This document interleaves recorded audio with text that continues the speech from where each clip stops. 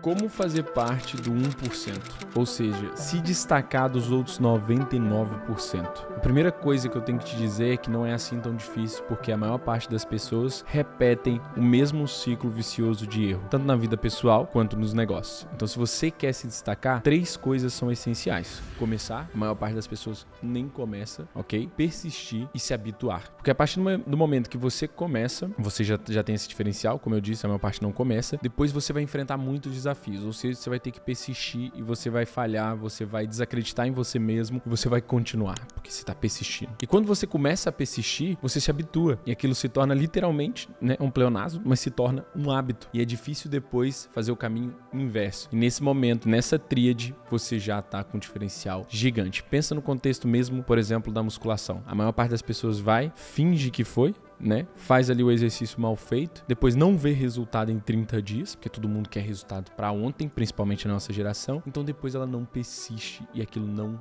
vira um hábito. Tem várias coisas, vários estudos, vários livros, e cada um fala de um time específico para algo se tornar um hábito, mas na verdade, na minha opinião e na minha experiência, não tem uma receita pronta. Agora, se você for olhar, um estudo de Harvard que fala que são 66 dias, aquele livro famoso que agora me fugiu o nome, que diz que são 21 dias. Independente disso, tanto 66 quanto 21 são curtíssimos prazos, e não interessa nada saber quantos dias são. O importante é você persistir durante 1 ano, 2 anos, 3 anos, e aí sim você depois vê o resultado prático disso acontecer. Quais são esses pilares, que na vida, se você persistir, se você começar a persistir e se habituar, você realmente vai crescer e ter um diferencial. Por exemplo, no digital, quem empreende no digital, a maior parte do que eu vejo é o seguinte fenômeno acontecer. Então você imagina que você aqui é uma criança que brinca com seus carrinhos da Hot Wheels, então você começa a empurrar o seu carrinho da Hot Wheels, que é o seu negócio principal, aquilo que você se propôs a fazer, aquilo que vem dando certo. Então você começa a empurrar, aqui a gente tá imaginando todos perpendiculares, não tipo um do lado do outro, literalmente. E aí você começa a empurrar um, e quando aquilo tá dando muito certo, qual que é a primeira ação que você faz? Ok, é a hora então de começar outra coisa. E aí você começa a empurrar o segundo carrinho, e aquele carrinho começa a descer, já aparece uma terceira oportunidade que você começa a empurrar, os 2 anteriores começam a voltar, e você no final não chegou na linha de chegada com o seu carrinho da Hot Wheels em lugar nenhum. Eu sei que é um exemplo tosco, uma comparação tosca, mas é para mostrar para vocês o que a síndrome do objeto brilhante faz com o empreendedor digital e por que ele não faz parte então do 1% dos empreendedores digitais, que são aqueles que se destacam muito além da média, literalmente por não ter foco. Ou seja, ele começou, ele persistiu, mas ele não continuou no mesmo caminho, ele não tornou aquilo que pode se chamar então de um hábito, porque o momento ideal, na minha visão, para você mudar o foco é quando algo já funciona completamente sem você. Então, no meu exemplo da agência, obviamente no futuro eu quero estar focado em outros negócios. Hoje eu invisto em outro negócio, que é um negócio de software, mas o meu foco é 100% a agência, porque eu sei que é literalmente o meu ganha-pão, é algo que vem crescendo muito, que vem construindo o seu nome no mercado português e europeu. Então não é o momento de eu soltar esse carrinho para começar a empurrar outro carrinho. Por isso que é importante você ter essa mentalidade de foco e consistência em alguma coisa para você se destacar da multidão e fazer parte do 1% daqueles que têm resultado, por exemplo, no digital. A mesma coisa,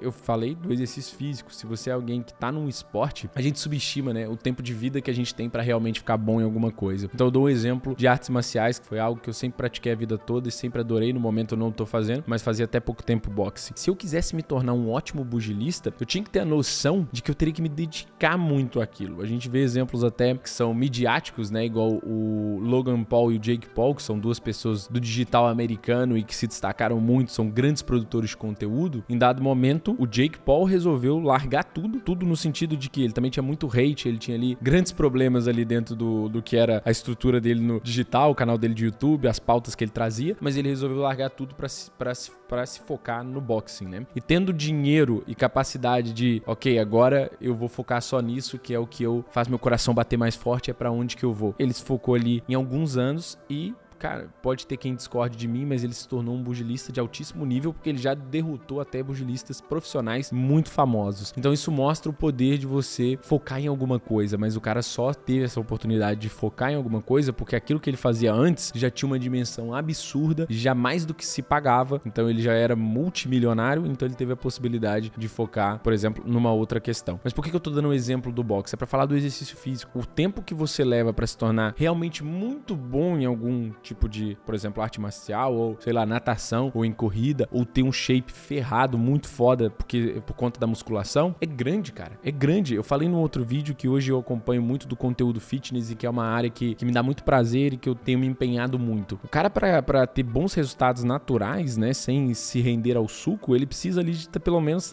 10 anos treinando. Ok, dependendo da genética, tem vários outros fatores que influenciam, mas, cara, no mínimo 5, treinando bem feito, fazendo boas dietas pra ter resultado. Então as coisas não acontecem de uma hora pra outra e nos negócios não é diferente. E trazendo a ponte pro negócio, como é que você, então, enquanto empreendedor, faz parte de 1% dos negócios, né? Se destaca dos outros 99% dos negócios no seu mercado. Eu tenho aqui até um exemplo prático meu. Quando eu comecei no mercado português, tem menos de 3 anos, gente. Tipo, tem mais, na verdade, porque eu comecei antes em outro modelo de negócio, como eu já falei várias vezes, mas eu tô falando enquanto agência. Tem menos de 3 anos enquanto agência de performance. E nesse contexto, eu tô aqui hoje no maior mastermind de Portugal, eu conheço a maior parte dos grandes donos de agências parecidas com a minha. E uma das coisas que foram muito interessantes para mim perceber foi que em 2 anos, e aí contra mim falo na questão do curto prazo, porque 2 anos pode até ser considerado curto prazo, mas coloquei tanta energia naquilo e tanta diferenciação naquilo, que em 2 anos eu cheguei a patamares de agências, por exemplo, do Porto, que é a cidade onde a gente está sediado, que tem 15 anos. Então, olha o poder do foco em uma única coisa e a consistência em fazer aquilo escalar. Então, isso é para te dar esse parâmetro que até nos negócios digitais, isso é extremamente necessário para você destacar. Não só você ter uma proposta de valor diferenciada, você ter um time foda, você ser um bom líder, um bom comercial, mas também ter consistência naquilo que você faz, porque até uma coisa que na minha cabeça era 5, 10 anos para acontecer, já aconteceram em 2. É melhor você ter uma mentalidade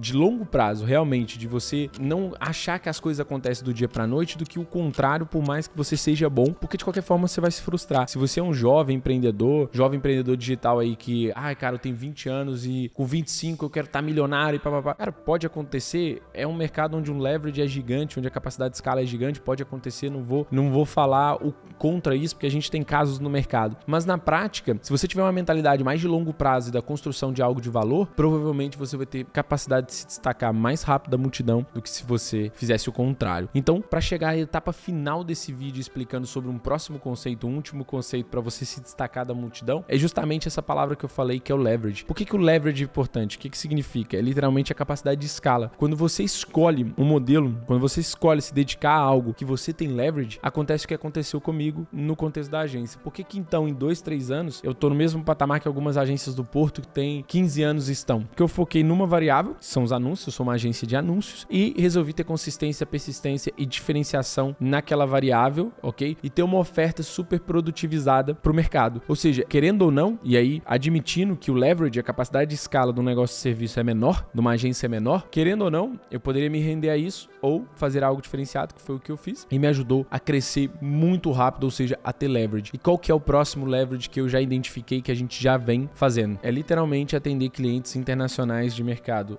alemão e inglês. Por quê? Porque eu tenho hoje um ticket médio, um preço médio no mercado que é de 1.000 euros em Portugal, no qual no mercado alemão o mesmo serviço, a mesma estrutura de produto que a gente tem hoje na agência tem a média, o preço médio de 3.500 euros. Então talvez com os mesmos clientes que eu tenho hoje, se fosse no mercado com leverage maior, eu teria o triplo, o quádruplo do resultado. Então identificar onde você tem leverage no que você faz toda a diferença para você ser 1% dos negócios. Porque você já deve ter visto em várias pesquisas, e eu reforço aqui, nos primeiros 5 anos a maior parte dos negócios vão falhar, ok? E depois, por mais que sobreviva os primeiros 5 anos, a maior parte dos negócios também, proporcionalmente, vamos supor que, 10% dos negócios vão continuar depois de 5 anos, principalmente negócios digitais, por isso que a gente vê tanta gente entrando e saindo do mercado digital. Mas não só, a maior parte nunca vai alcançar $1 milhão de faturamento. Então a maior parte não vai se tornar um negócio de 7 dígitos. E muitas vezes é porque o empreendedor é acomodado, ou é porque ele não se diferenciou, ou é porque ele não buscou leverage. Para você se destacar e estar no 1% dos negócios sim, que passam do $1 milhão de faturamento, você tem que levar tudo que eu falei até aqui em consideração para você poder se destacar e estar no